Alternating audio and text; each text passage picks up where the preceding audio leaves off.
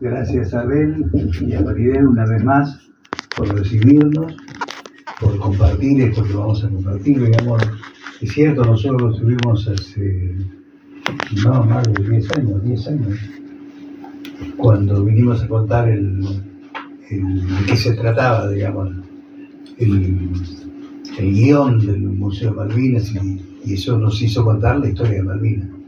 Hablar de la causa de Malvinas, ustedes saben que para nosotros es hablar de la historia larga de Malvinas y no hablar solamente de 1982, que por supuesto es un año que nos duele, que nos conmueve, es un año donde seguimos caídos, digamos, en esa oportunidad, tanto en el mar como en tierra, como los soldados que después volvieron y se terminaron suicidando. Es un dolor eterno, digamos. Entonces, la historia que vinimos a contar aquella vez es la misma historia que contaríamos hoy, digamos, ¿no? Pues, siempre le encontramos, le seguimos buscando, le seguimos estudiando, investigando algún nuevo elemento, pero esa también es una historia apasionante. Ya volveremos alguna vez a hablar y ver cómo se recupera ese museo que tan lindo, digamos, que fue una decisión de Cristina presidenta, donde quería contar precisamente la historia larga de Malvinas. Caride, Carlos Alberto Caride, porteño del barrio de San Telmo, nacido el 31 de octubre de 1942. Compañero, un ícono, un mito, una leyenda casi del peronismo de la resistencia. Pero ¿cómo comienza la historia del libro? Digamos, yo soy de los que creo, y estoy convencido que es así, digamos, que una vez que uno termina un libro y una vez que el libro se echó a andar, el libro tiene vida propia y el libro se merece o caricias y mimos o se merece alguna que otra rispidez en el lector. Así son los libros, digamos, ¿no? Entonces, por lo tanto, no voy a hablar del libro en sí mismo, me parece que no es oportuno, pero sí hacer un semblante del libro y hacer un semblante de lo que fue la vida de nuestro compañero Carlos Alberto Caride. Les quiero decir que me emociona mucho ver que aquí a mi izquierda está, me emociona desde que llegué y vi que estaba un compañero con un cartel de 30.000 compañeros detenidos desaparecidos y las fotos de sus familiares de Mar de Jó. Caride está entre esos 30.000.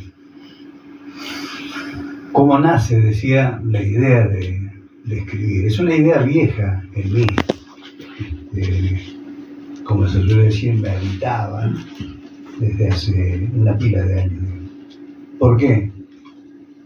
Porque cuando Néstor Kirchner nos llamó y llamó a su propia generación, la generación diezmada, por todo lo que vivió, sufrió, perdió, esa generación que lo dio todo, con aciertos, con errores, seguramente con más errores que aciertos.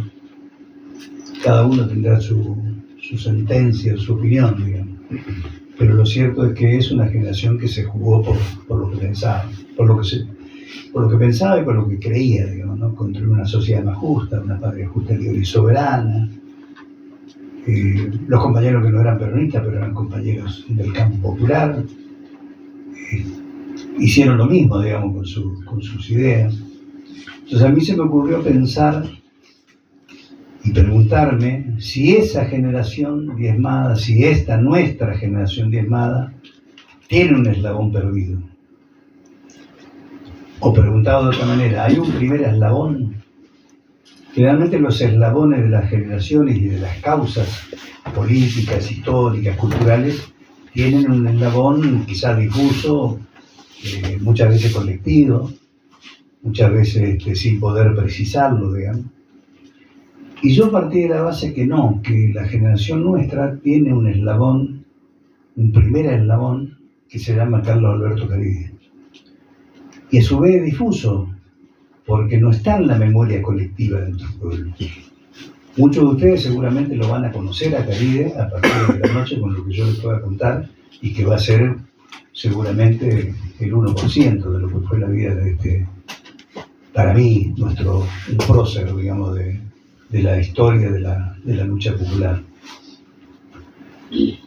Ahora, eso hay que demostrarlo, porque si no queda como una cuestión solamente de la voluntad. Bueno, me parece que es Caride, otro dirá, no, me parece que no es Caride, además. Entonces, ¿cómo empiezo a demostrármelo, digamos? ¿Cómo comienzo a salir de esa hipótesis y transformarla en una tesis? Y en una verdadera afirmación de la tesis. Y arranco desde la niñez. Caride es un pibe de una familia obrera, muy pobre, muy humilde, con un padre abandónico, una familia constituida por la mamá, una mamá asturiana que había venido rajando de España, su hermana Susana, un año y pico más grande que él, y él, eran los tres, digamos, donde vivían en un conventillo, en un par de piezas de un conventillo de San Telmo, allí por la calle Chacabuco al 400. Por lo tanto, estaban a apenas 4 cuadras de la Plaza de Mayo. Y es aquí que el 16 de junio de 1955, le suena la fecha seguramente, Carlitos y su hermana tenían que ir a la plaza porque la maestra, ellos estaban en una escuela cercana a la plaza, la maestra había convocado a los chicos transmitiendo una resolución del gobierno del general Perón que llamaba un acto de desagravio a la bandera argentina. ¿Por qué? Porque el antiperonismo, o sea, la reacción de la ultraderecha de aquellos años, había quemado banderas argentinas al grito de que se muera el tirano, que se muera Perón. O sea, como si las banderas argentinas fueran algo así como la marca de distinción del peronismo. Quizás no se equivocaban tanto, ¿no? A decir verdad, si uno rasca un poco. Seguramente los que somos peronistas defendemos mucho más y mucho mejor los intereses argentinos que esa derecha rabiosa, ¿no? Con tanto odio, ¿no? Ese odio que había salido de distintas madrigueras, sobre todo en la capital federal, y había hecho esta aberración de quemar banderas argentinas en algunos edificios públicos. Eso había conmocionado mucho a la sociedad. Perón llama a bajar un cambio, digamos, de que nadie caiga esos son los discursos de Perón en esos días, nadie caiga en la tentación de salir a responder, y llama a ese acto. Entonces Carlos y Susana estaban a punto de almorzar para ir rápido a la plaza, cuando escuchan el ronroneo, contaba Caride unos años después, lo contaba con mucha precisión y con mucho dolor. Dice, escuchamos el ronroneo de aviones que pasaban casi tocando el techo del conventillo. Y salimos a mirar al patiecito del conventillo y vemos la panza de los aviones que pasaban, muchos aviones, y al segundo una explosión tremenda y otra explosión y otra explosión. Y entonces, ¿qué hace Caride, digamos?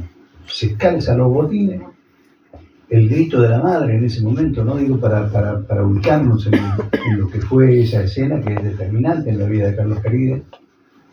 Él contaba a mi mamá, decía, usted de acá no sale. Cuando se enojaba mi mamá me trataba de usted, decía Caride. Usted de acá no se mueve, no se da cuenta que está pasando algo feo. Y Carlito que le contestaban, están mis compañeros. La cosa es que Carlito sale corriendo hacia la plaza. No escapa de la plaza, va hacia la plaza. Tenemos que recordar que el bombardeo de Plaza de Mayo es un bombardeo que duró prácticamente todo el día, desde pasado el mediodía hasta bien entrada la tarde, y que no fue un bombardeo, fueron varias pasadas, digamos, de aviones de la aviación aeronaval argentina. Entonces corre Carlito y atrás de Carlito va Susana. Y allí están todo el día. ¿Y qué hace Carlito en la plaza? Ayuda a sus compañeros, a pibes que él no conocía, a trasladar una ambulancia, ve los cuerpos descuartizados de personas, ayuda, digamos, lo que puede, a los médicos, a los paramédicos que estaban ahí, ayuda incluso a un soldado que estaba procurando arrastrar, un soldado leal de granaderos, arrastrando un carro de cañón, digamos, antiaéreo. En el libro se cuenta ese detalle que él contaba con mucho orgullo, digamos, que se acerca al Colimba y le dice, te ayudo, y el Colimba que lo mira le digo, este pibe, y finalmente lo ayuda. Está todo el día ahí, como decía, y la hermana todo el día con él. Caribe iba a decir unos años después, bastantes años después, ese día en la plaza yo aprendí todo lo que hay que saber de peronismo y todo lo que hay que saber de antiperonismo. Ahí aprendí más que todos los libros que leí estando preso. De todo lo que supe durante mi vida de lo que es nuestro movimiento. Ese día aprendí en la Plaza de Mayo. Entonces ese Caribe, que ahí tenía apenas 13 años de vida, de edad, no va a dejar nunca, digamos, de estar presente de una manera, de otra, embarcado en lo que eran las acciones, digamos, que comienza muy poco después con la llamada resistencia peronista. Ustedes también seguramente saben, solamente lo digo para recordar entre todos, que el verdadero golpe, digamos, se da ese día con ese bombardeo que mata más de 350 personas, compatriotas. Y todos sabemos que, aunque es muy odioso, a mí por lo menos me resulta muy odioso comparar, no se debería comparar, así que perdón por la impertinencia, que en Guernica, ese Guernica que pinta tan maravillosamente bien un colega de Abel, Pablo Picasso, hubo menos muertos. Pero además, el Guernica, una desgracia total, ¿no? Una masacre, fue hecha por una fuerza aérea extranjera. Esta fue hecha por Argentina. Ahora, nosotros digo, muchos de nosotros, o algunos de nosotros, tenemos en nuestro living por ahí una copia, una fotocopia, una copia más o menos fiel del Guernica. No tenemos de lo que pasó en Plaza de Mayo, y nos pasó a nosotros, no le pasó a otros, digamos, nos pasó a nosotros. Y en el living nuestro tendría que estar el Guernica, porque es nuestro Guernica, nosotros no estamos fuera de esa tragedia que vivió el pueblo vasco, es nuestro Guernica, pero también tenemos que tener presente, digamos, lo que pasó allí. Así que Caribe también nos permite, él lo cuenta bien, yo rescato un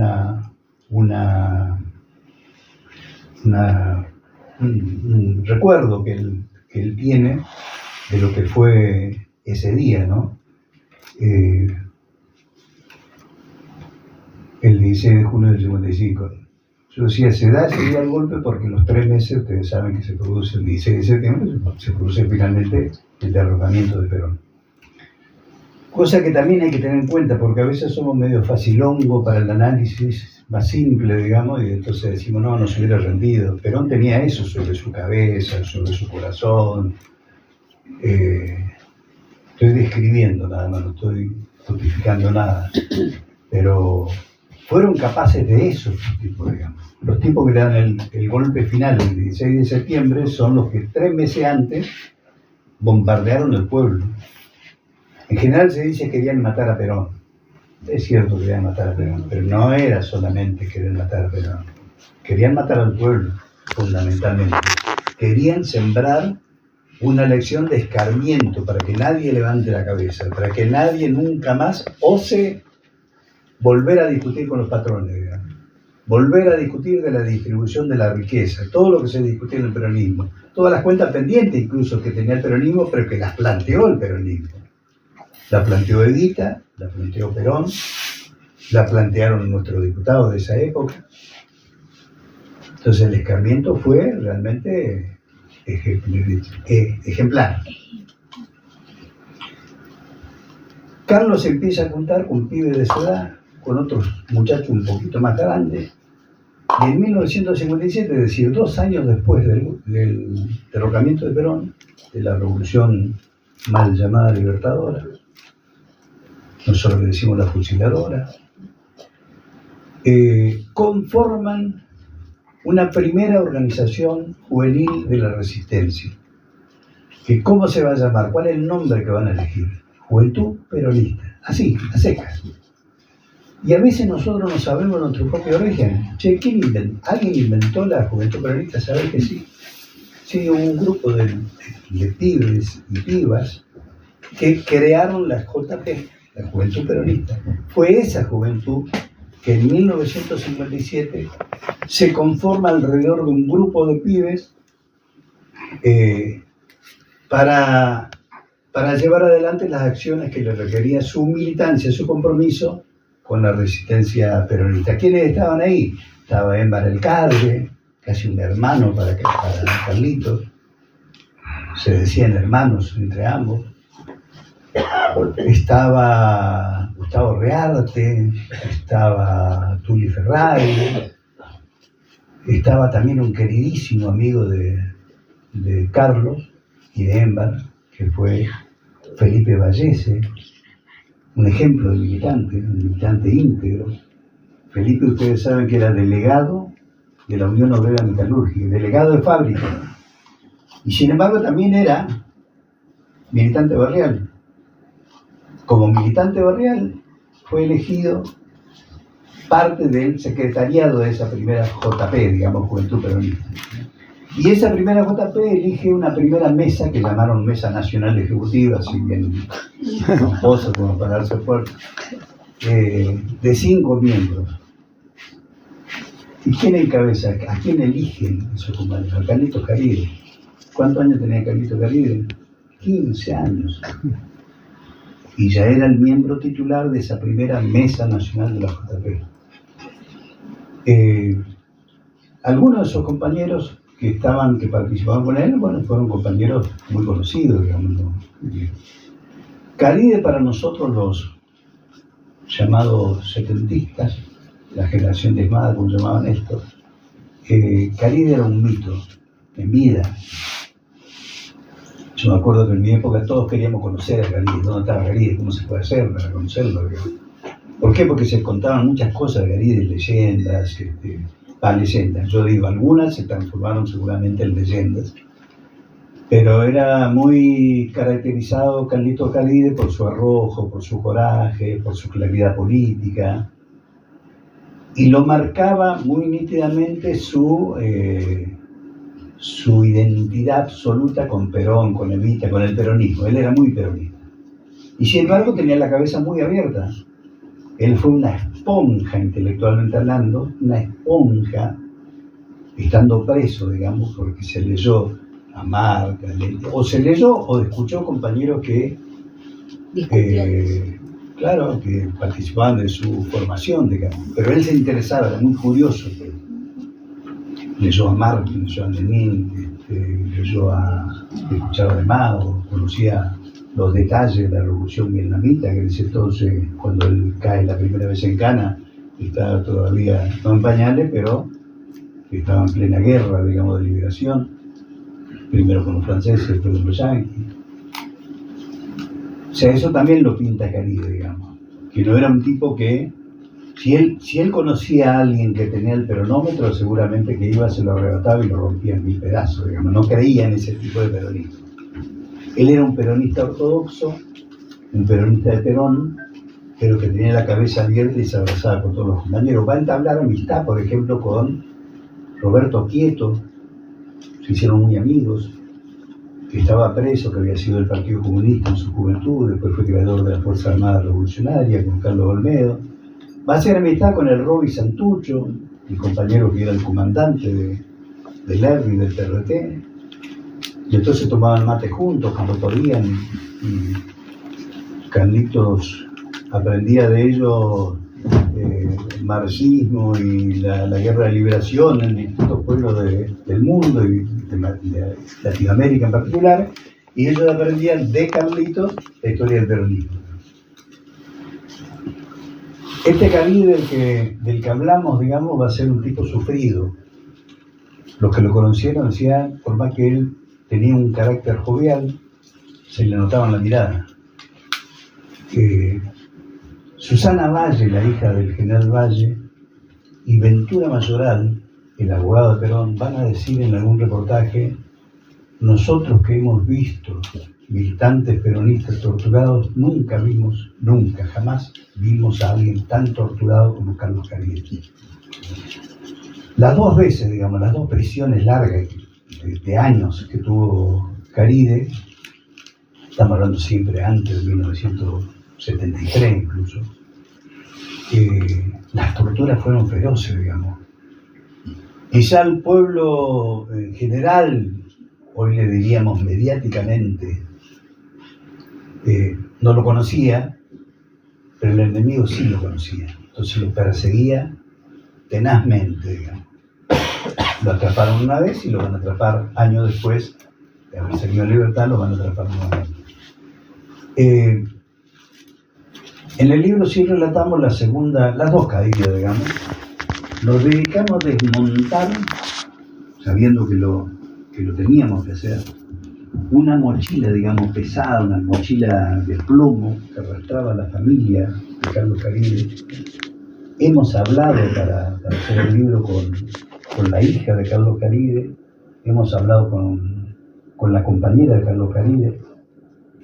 Es una compañera que estuvo detenida, desaparecida en la ESMA, que después fue al exilio, y ella quedó anclada, aunque va y viene, digamos, como los exiliados, como lo suelen hacer. Decía que Caride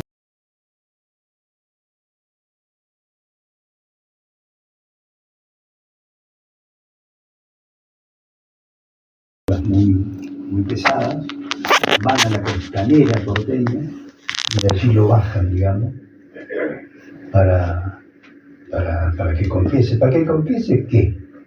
Dirán ustedes. Para que confiese que todos los operativos guerrilleros, digamos, que realizaban, la plata que juntaban de ese operativo era para pagar el retorno de Perón. Entonces, esos gobiernos dictatoriales no se contentaban con ser ellos solamente lo que decían eso, sino querían que uno de los nuestros, digamos, confiese, sí, evidentemente, todo lo que tenemos es para traer a Perón. Entonces, ¿qué sucedió? Sucedió que un día, quizá ha sucedido siempre y lamentablemente sigue sucediendo, Carlito, que siempre tenía esa mirada desconfiada, dicen, ¿no? Pero se pensaba que el domicilio del departamento donde estaba era un domicilio seguro, en términos de seguridad operativa de la militancia, digamos. Entonces se había acumulado un montón de guita que habían asaltado 2 bancos, y antes de la distribución en distintas casas operativas, ahora voy a contar de quiénes, Carlito lo había concentrado, por su responsabilidad se le habían dado a Carlito, digamos. Y ahí es cuando viene la segunda caída. Entonces, cuando entra la policía se encuentra con qué sorpresa, con que la bañera de la casa estaba repleta de dinero, rebosaba de dinero. Toda la casa rebosaba de esos ladrillos directamente de los bancos.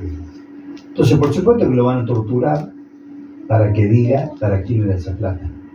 Incluso en el libro contamos lo que decía Carlitos, ¿no? Se me burlaban porque yo tenía los zapatos rotos, porque no tenía ropa buena, y entonces los milicos me torturaban y me decían: sos un pelotudo, sos un gil. Mirá toda la guita que tenía ahí, ¿por qué no te fuiste a la mierda? Porque esa plata de los compañeros contestaba Carlos, lo mataban, digamos. Ahí intervino el gobierno de Onganía, del dictador Onganía, quien va a mandar a un general de ejército, va a mandar al jefe de la policía, el jefe de investigaciones de la Policía Federal, para que lo torturen a Carlos, ofreciéndole el oro y el moro, para que firme una declaración diciendo que esa plata era para pagar el regreso de Perón. O sea, la inteligencia de la dictadura sabía que era para eso, pero quería que Carlos Caride confiese. Carlos Caride nunca va a confesar, digamos. Ahora, entre nosotros, ya abro un paréntesis, digamos. ¿Para qué era la plata? Era para traer a Perón. O sea, no había ningún secreto, digamos. No era una organización la que él integró que buscaba, digamos, fortalecerse a sí mismo, por sí mismo, para sí mismo, sino se veían como instrumento del regreso de Perón. O sea, todo lo que era la lucha contra la dictadura de Onganía, lo que era la lucha por volver a tener una patria donde más o menos se pueda vivir feliz, más o menos se pueda ser libre, digamos, ellos lo sintetizaban con Perón vuelve, con el regreso de Perón. Entonces todos los esfuerzos eran para eso. Y eso costaba mucha guita, porque había que armar toda una logística, digamos. Ahora, ¿qué hacía Perón a todo esto con respecto a estos muchachos? Los alentaba. Están las cartas de Perón donde los alienta. Por eso nosotros solemos decir en las presentaciones, aquellos dirigentes que tienen la palabra fácil, digamos, ¿no? Y el dedito en alto para acusar de violentos y de que eligieron la violencia, etc. Tengan cuidado, porque atrás de estos, entre comillas, violentos, estaba Perón. Ellos no estaban solos, digamos, estaba Perón. Entonces, si van a acusar, acusen también a Perón, en nombre de ustedes, que son los más peronistas que el propio Perón. En fin, el libro hace un retrato humano de Caride, pero también hace un retrato, intenta por lo menos hacer un retrato de toda la época, desde el 55 hasta el golpe militar.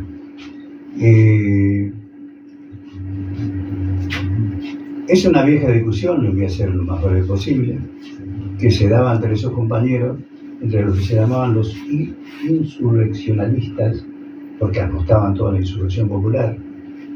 Hay que crear, no hay que hacer nada, porque ya va a haber. Sigamos teniendo presidencia, pero. Y estaban los otros compañeros, que eran los que pujaban por tener una organización política, digamos, al servicio de Perón.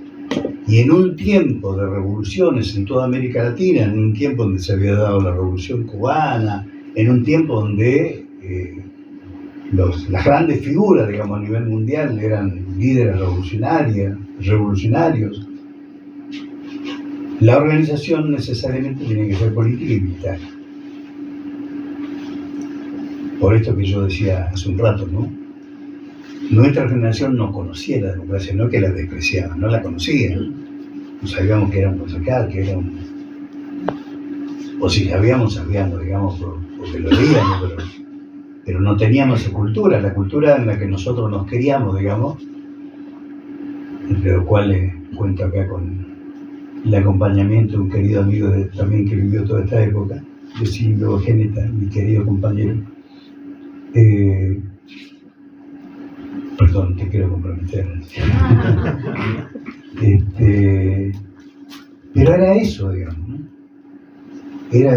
Había un abismo entre lo que era la política que estaba expresada por la dictadura, miren qué política, digamos, y el pueblo en general. Nosotros somos parte de esa generación que si nos dejaba un poquitito largo el pelo, la policía te paraba en la esquina y te decía, venga mocoso, venga para acá, y te bardeaba y te pasaban la máquina cero ahí en el mismo patrullero, digamos, ¿no? O sea, era una cosa de terror, contra eso se luchaba, digamos. Entonces hay que tener en cuenta todo este contexto en el que se da la acción de Carlitos Caride. Como él apoya una mixtura, digamos, entre las dos posiciones, junto con Emma del Cadre y otros compañeros, decía, sí, hay que apostar a eso, pero por sobre todas las cosas tenemos que apostar a la organización. Ellos van a crear la primera organización política y militar que tuvo el peronismo. Fuerzas Armadas Peronistas se va a llamar. Digo la primera porque es la primera que tiene densidad, que tiene cuerpo, que tiene fortaleza, que está en todo el país. Hubo una experiencia muy cortita antes que se llamaron los Uturuncos, pero fueron un suspiro, digamos. La organización, digamos, que fue apañada por Perón y a la que Perón empieza a llamar mis formaciones especiales. O sea, toda la teoría de Perón sobre sus formaciones especiales, digamos.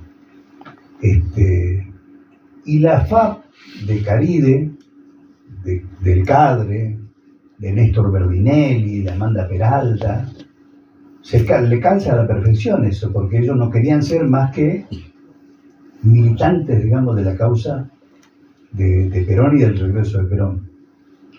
Entonces, Caride es parte de la conducción de esa primera organización. Es uno de los 3 conductores de la Fuerza Armada Peronista a nivel nacional. Cuando está preso, a él se le resquebraja su propia organización, porque le van llegando documentos de afuera, el nombre de la organización que él construyó con los otros compañeros, que no tienen nada que ver con su pensamiento. O sea, él lo que dice es, se están trosqueando. Ya se usaban, nosotros ya usábamos. Ese término, digamos. Quiere decir, se están yendo por la banquina, están siendo puristas. ¿A quién le ganaron? Consulten con la conducción estaba en la cárcel. Entonces, era una organización que se bandeaba, digamos, se bandeó, por decirlo así, no me convence el término, pero por izquierda, porque yo creo que no había más izquierda que la de Caride y su compañero, pero iban, digamos, ya se pasaron tan de roja que en un momento determinado empiezan a llegar documentos de que estaban contra Perón, contra el regreso de Perón, tenemos que ser la alternativa independiente. No sé si hay un compañero que pasó por esa experiencia, pero plantean lo que se llamó la estrategia de la alternativa independiente. Y Carlos dice que se enfurecía en la cárcel porque decía, ¿independiente de quién? ¿De Perón? ¿Están locos? ¿Qué le pasa? Es la idea bandolista, ¿no? La idea bandolista, ¿no? Claro, bandolista por izquierda, digamos, pero bandolista al fin, muy bien. Tal cual. Si nosotros no podemos procurar, digamos, que vuelva Perón, estamos todos fritos. No es que somos superadores de Perón. Esa es la posición de Caride y compañía. Por lo tanto, cuando salen en libertad el 25 de mayo de 1973, Carlitos sale el otro día, el 26 de mayo, sale del penal de La Plata, la unidad 9. Yo estuve ahí preso 3 años. Los 3 últimos años de mi cárcel en la dictadura fueron ahí en La Plata. Es tuyo también. Sí, pero no hay. Bueno, ya vamos a escribir eso. Carlos sale de La Plata. ¿Quién lo va a visitar a La Plata antes de salir? El gobernador electo, Oscar Videgain. Entonces, por supuesto que se le abre la puerta al gobernador electo, todavía no había subido. Estamos hablando aproximadamente de marzo a abril del 73. Y Carlos va a contar que Videgain le dice, Caride, por favor, usted sale y me va a ver a mí. Usted sale y me va a ver a mí. Usted no va a estar solo, va a estar todo el peronismo acompañando una actitud, una conducta del querido Oscar Videgain, digamos, gobernador de la provincia de Buenos Aires, el 11 de marzo de 1973, ejemplar. Pero como decía, como sale Caride sin su organización, crea con Embar una organización que se va a llamar, como si fuese un destello, una luz, digamos, que queda latente, de Fuerzas Armadas Peronistas 17 de octubre, la FAP 17. Y tienen corta vida, digamos. Muchos compañeros se van al exilio, eligen ir al exilio, tratan de convencerlo a Carlito que se vaya, Carlito no quiere, se queda. Pero como dice su familia, Carlos era un tipo orgánico, Carlos era un peronista que no era un francotirador. Él necesitaba siempre tener una organización, una extensión de su familia personal, digamos. él lo hacía todo en organización. Entonces el planteo que le hace a su compañero es la organización que queda en pie, la Juventud Peronista que está hoy, y otros le decían, pero eso lo conduce Montonero. Bueno, ¿alguien tiene algo superador? No tenemos nada superador. Nosotros tenemos que dar la discusión ahí adentro, tenemos que ingresar y ahí vamos a dar la discusión. Él era muy convencido de su tenacidad y de sus propias convicciones, digamos, que podían torcer determinadas discusiones. Y es así que él va a integrar la organización Montonero, va a ingresar con un grado menor, digamos, como cuentan los compañeros que estuvieron con él. En ese tiempo, dice, Carlito era naturalmente un comandante, como era un tipo organizador, era naturalmente organizador, se fijan los detalles, militaba 24 por 24, digamos. Entonces va a ser parte de esa organización. Va a tener sus dolores con Perón, porque está López Rega al lado de Perón. Y López Rega, igual que los servicios anteriores, López Rega le clava el ojo, digamos, a este Carlos Caride, que hablaba de peronismo siendo un guerrillero, que tenía representatividad en la juventud siendo un subversivo. Entonces van a ir con toda la jauría, digamos, a cazarlo a Caride. Le van a inventar una causa que era un atentado a Perón. Y Carlito ahí lloraba. Decía, a mí me van a acusar de que yo voy a atentar contra Perón. ¡Qué hijo de su madre! Acúsenme de otra cosa. Bueno, eso también duró muy poco tiempo, pero lo suficiente como para que sufra para los pocos años que le quedaba de vida, que él no sabía, ¿no? Él, como todos nosotros, queríamos vivir libre y enteros, pero el resto de nuestra vida. Carlito no pudo. Y finalmente vino un enfrentamiento ya con la dictadura, 1976, estamos hablando del 28 de mayo de 1976, donde se da, digamos, lo que va a contar el libro. Para eso tienen que leer el libro, digamos, porque hay testimonios realmente desgarradores. Logramos dar, no quiero utilizar felizmente la palabra, digamos, porque no es feliz, digamos. Para mí fue muy movilizante, muy conmovedor. Uno que ha pasado por esa historia, uno que conoce mil y una historia, digamos, los compañeros, pero escuchar a algunos de sus compañeros es desgarrador. De qué manera se va Caride, digamos, ¿no? Y todo lo que pasa después con su cuerpo, aún hoy es desaparecido. Entonces, ¿cómo no rescatar a Caride? No solamente por lo lineal histórico, es el compañero que estuvo en el nacimiento de la JP. Él no pasó por la Plaza de Mayo bombardeada y dijo, aquí el quilombo, me voy para otro lado, digamos. No, él dijo, voy porque ahí están mis compañeros. ¿Cómo no rescatar, digamos? Yo digo esto sí, no tengo pudor en decirlo. A mí como que me da cierta vergüenza y bastante dolor, digamos.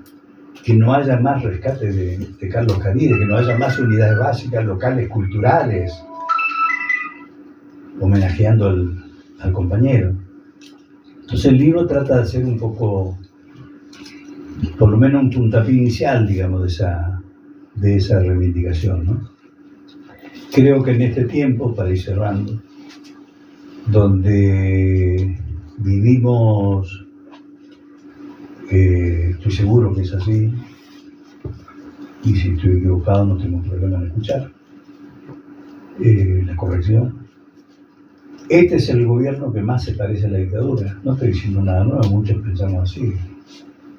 No me animo a decir este gobierno es igual a la dictadura, porque es un tema polémico decirlo así, porque fue elegido por el voto popular, porque estamos en democracia, porque no están los cañones, están los patrulleros en la puerta de nuestra casa.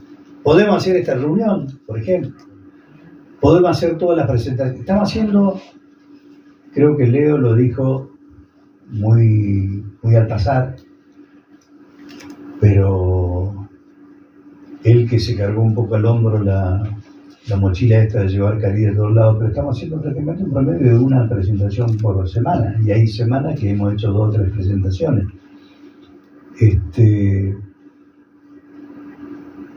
Antes de ayer tuvimos una sede, un local cultural del barrio de Almagro. Y entonces siempre aparece este eje vertebrador de nuestras reuniones, ¿no? Nosotros no nos rendimos. Nosotros nos damos cuenta que vienen por nuestra memoria, pero no dicho esto porque queda bonito, queda romántico.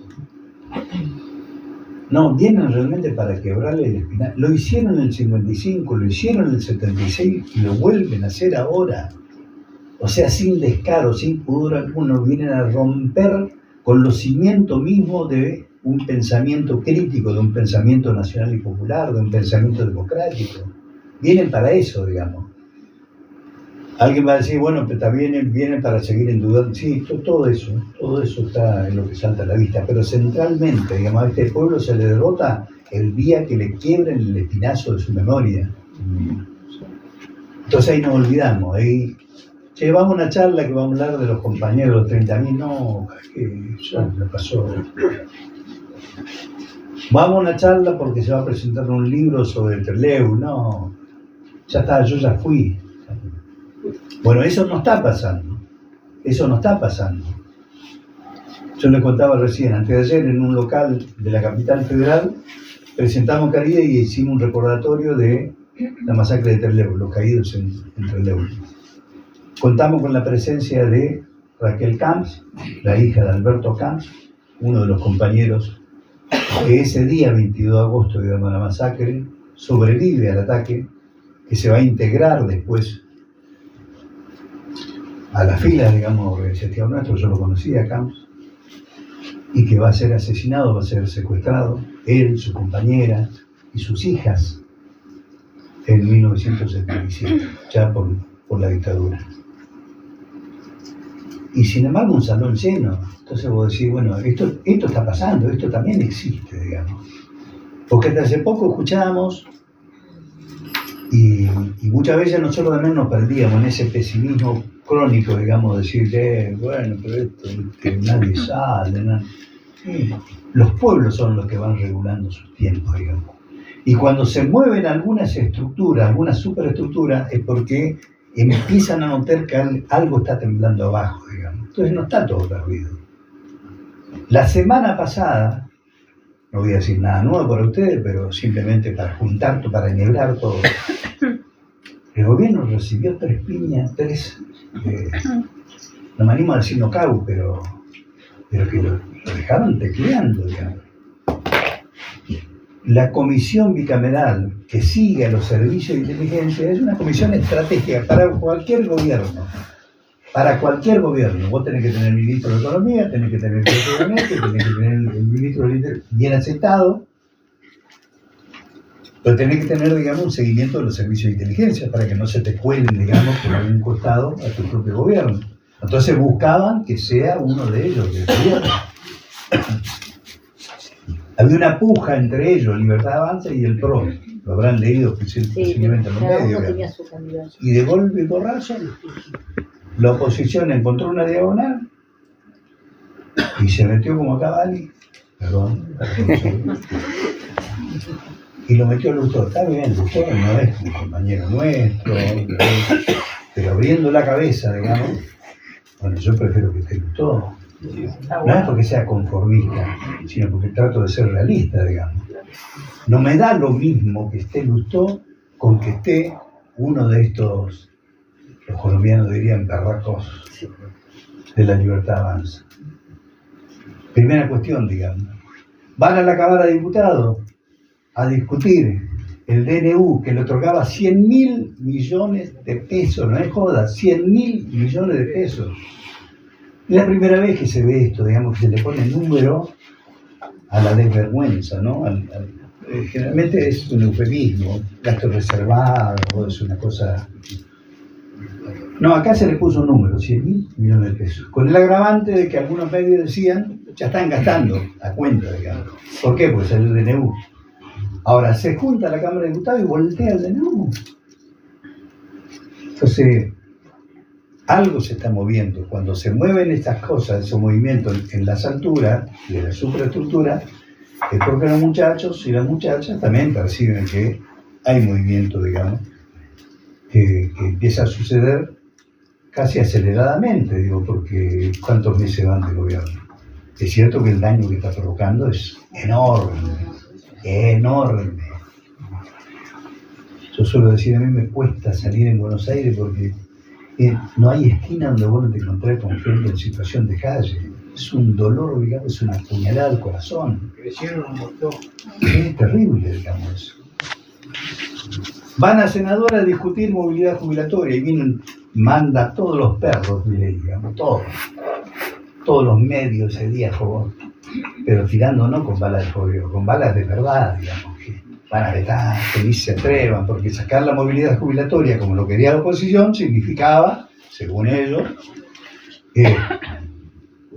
desestructurar el famoso déficit fiscal cero. Eso es más importante que darle un mango a los jubilados. Sin embargo, suceden, digamos, alianzas que hasta hace 2 meses eran casi impensadas y se provoca la derrota, otra derrota más del gobierno. Entonces, no está todo perdido, digamos. Esto no es para tirar manteca al techo, decir, bueno, no es. Es para decir que cuando hay persistencia en la lucha, cuando no se bajan los brazos, cuando se mantiene la memoria viva, que es lo que estamos haciendo esta lucha acá, es eso, no es nada más ni nada menos que eso, digamos. Es posible imaginar un país mejor más temprano que tarde. Yo suelo terminar mis exposiciones, además querer ligar, digamos, lo que es la historia de Caride, a quien uno no con la mirada del espejo retrovisor nostálgico, melancólico.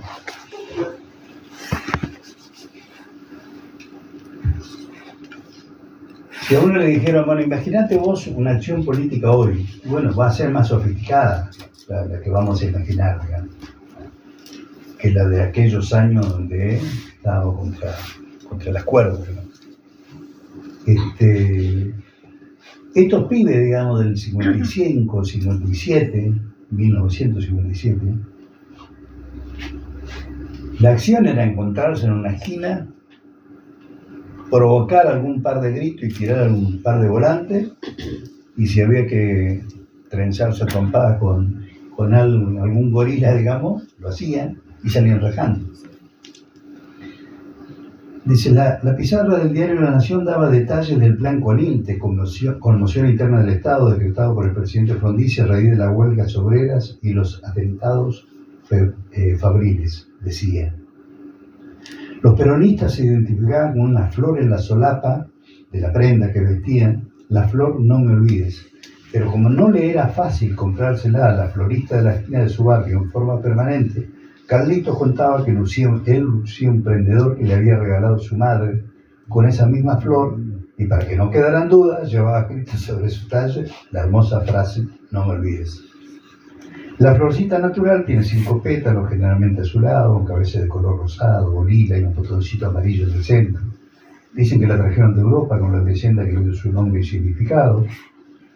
Esa florcita expresa el amor que no se rinde ni ante la muerte, el amor de una pareja, el amor a una causa, el amor al pueblo, el amor que resiste todas las tempestades. La resistencia popular que sobrevino al peronismo en el gobierno se negaba a aceptar que ellos eran el pasado como proclamaban los dictadores. Sabían que la historia no se repetiría. Pero esta verdad no implicaba que el olvido se impondría irremediablemente sobre la memoria colectiva. Las fábricas cerraban, los talleres cerraban, los comercios cerraban, pero los peronistas no clausuraban su amor por la causa de Perón y Evita. Los diarios decían, miren qué similitud con el hoy, ¿no?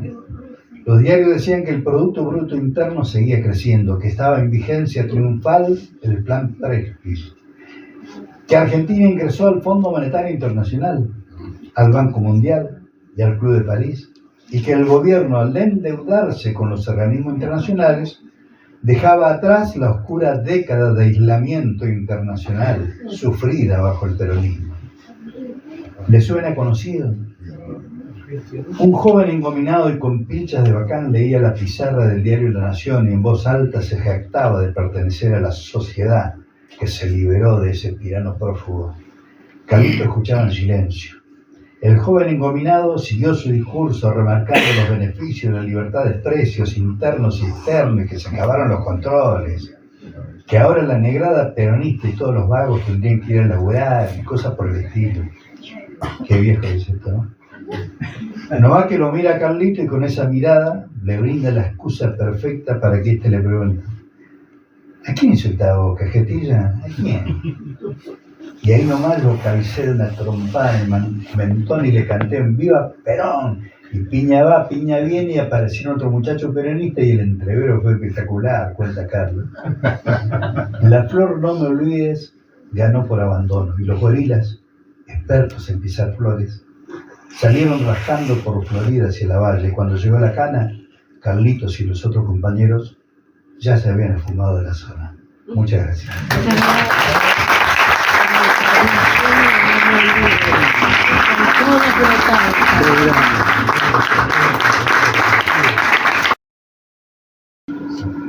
Discúlpeme, pero me parece que se le fue un poco la mano con el muchacho. Sí, la verdad que sí, pero bueno, de vez en cuando hace falta un zarrabeo a los pibes para que algo así, digamos. Y después hay un intento de recomposición, digamos, pero ya era tarde porque muere en julio de ese año. Pero Carlos lloró mucho de eso.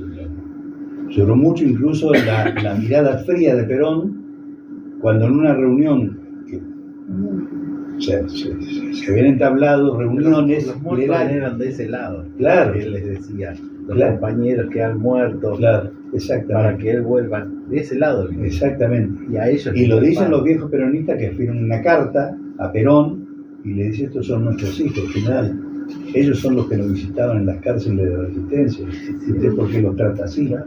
Llámelo, discuta lo que tenga que discutir. Bueno, es historia, digamos. Pero lo cierto es que empieza una rueda de charlas con Perón, de la juventud peronista. Carlito integra una de las... Él quería hablar con Perón lo mismo. Y le duele la mirada de Perón. Carlos está a 3 metros de Perón, en uno de los salones de la Casa Rosada, donde se hizo de la Quinta Olímpica. Y se cruzan miradas y Perón no lo saluda. Entonces un compañero, creo que el detalle tan en serio, lo digo sin ironía, le dice: vení Carlito, vamos a... y lo saludan, estaba Pegullo, el compañero, le dice: en general, el compañero Carlos Caride, y Perón dice: lo conozco a Caride. Bueno, pero lo conozco de la época en que todos éramos un poco delincuentes, todos éramos un poco, pero esa época terminó. Y Caride, que era un tipo muy respetuoso, ¿no? Así como era muy pudoroso, no era un capaz, digamos, que iba, no tenía esa cruz, por lo menos no conocimos eso de Caride. Prefiere callar, pero se va con ese nudo en la garganta que se larga a llorar ni bien sale, digamos. El duro de Caride, digamos, se larga a llorar porque eso se lo había hecho su padre político, digamos, el tipo por el cual él le había dado la vida. Y se peleaba con quien se tenía que pelear para que él pudiera recuperar la patria. O sea que, no sé si contesta tu